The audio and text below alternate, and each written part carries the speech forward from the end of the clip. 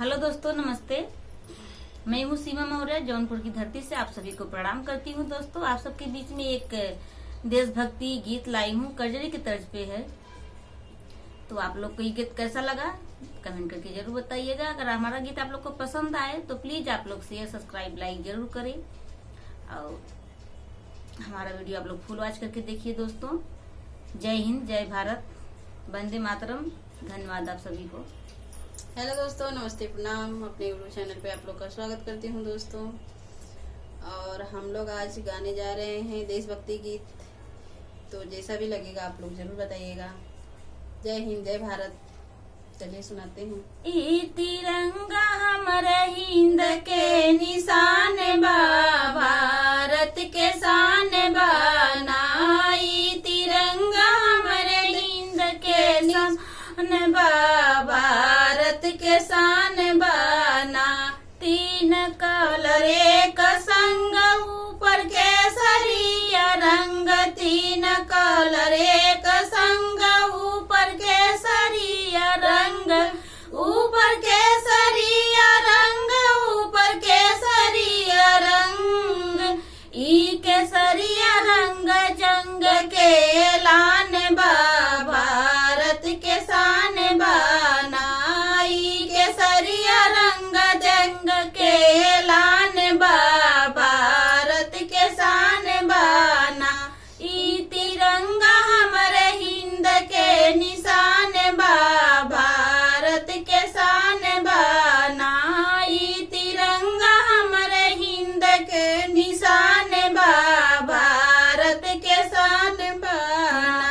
रंग सफेद लागे नीक, एकता के बा प्रतीक। रंग सफेद लागे नीक, एकता के बा प्रतीक। भाईचारा हो, भाईचारा के प्यारा पहचान बा, भारत के शान बाना।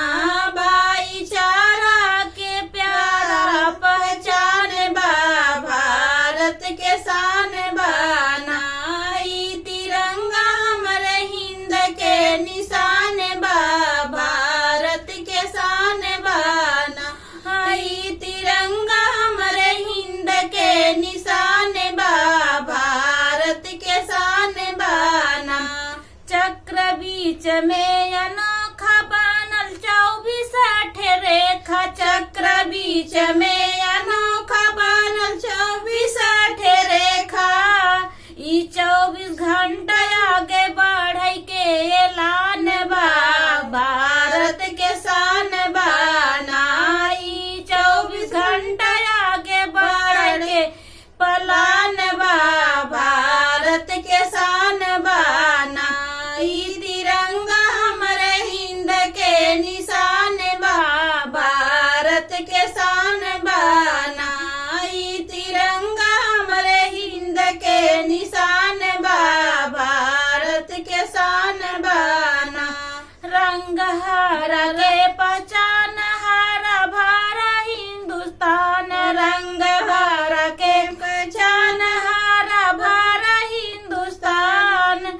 जहाँ गेंदा गुलाब के बगान बा, भारत के शान बाना।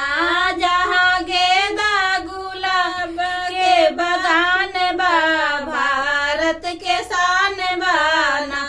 ई तिरंगा हमारे हिंद के निशान बा, भारत के शान बाना। ई तिरंगा हमारे हिंद के निशान बा, भारत के शान बाना।